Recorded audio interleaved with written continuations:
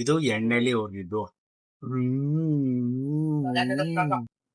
ಇದು ತವಾ ಫ್ರೈ. ಸ್ವಾಹ. ನಮಸ್ಕಾರ ವೀಕ್ಷಕರೇ, ನಾನು ನಮ್ಮ ಕುಮಾರಣ್ಣ ಮಾತಾಡ್ಸ್ಕೊಂಡು ಬರೋಣ ಅಂತೇಳಿ ಮೈಸೂರಿಂದ ಪಾಂಡವಪುರಕ್ಕೆ ಹೋಗ್ತಾ ಇದ್ದೆ. ನಡುವೆ KRS ಅಲ್ಲಿ ಆರಾಧ್ಯ ಫಿಶ್ ಲ್ಯಾಂಡ್ ಅಂತ ಸಿಕ್ತು.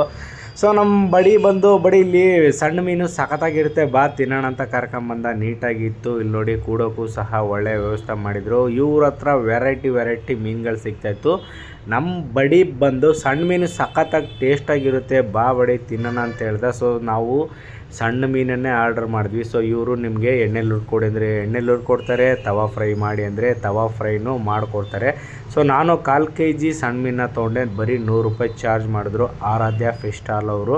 ಸೊ ಅದರಲ್ಲಿ ಒಂದಷ್ಟು ಸಣ್ಣ ಮೀನನ್ನು ಎಣ್ಣೆಲಿ ಹುರ್ಕೊಂಡು ಇನ್ನೊಂದಷ್ಟು ಸಣ್ಣ ಮೀನನ್ನು ತವಾ ಫ್ರೈ ಮಾಡ್ಕೊಂಡ್ವಿ. ಸೊ ಬನ್ನಿ ಇದನ್ನು ತಿಂದು ಇದ್ರ ಟೇಸ್ಟು ಹೇಗಿತ್ತು ಅಂತ ನಾನು ನಿಮಗೆ ತಿಳಿಸ್ಕೊಡ್ತೀನಿ. ನೋಡಿ, ಇದು ಸಣ್ಣ ಮೀನು ಅಂತೇಳಿ 2 ವರ್ಷನ್ ಮಾಡಿಕೊಟ್ಟಿದ್ದಾರೆ. ಇದು ಎಣ್ಣೆಲಿ ಹುರಿದಿರೋದು. ಇದು ತವಾ ಫ್ರೈ. ಟೋಟಲ್ ನಿಮಗೆ 1/4 kgಗೆ 100 ರೂಪಾಯಿ ತಗೊಂಡ್ರು. ಬನ್ನಿ ಟೇಸ್ಟ್ ಮಾಡಿ ನೋಡೋಣ. ಇದು ಎಣ್ಣೆಲಿ ಹುರಿದಿರೋದು.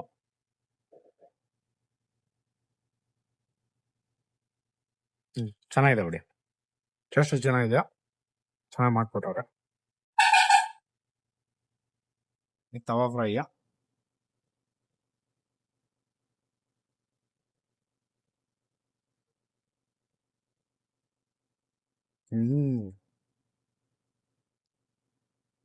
ಚೆನ್ನಾಗಿದೆ. ಇದು ಚೆನ್ನಾಗಿದೆ, 100 ರೂಪಾಯಿಗೆ ಬರ್ತಿದೆ. ಟೇಸ್ಟು ಇದೆ, ಚೆನ್ನಾಗೂ ಮಾಡ್ಕೊಟ್ಟವ್ರೆ.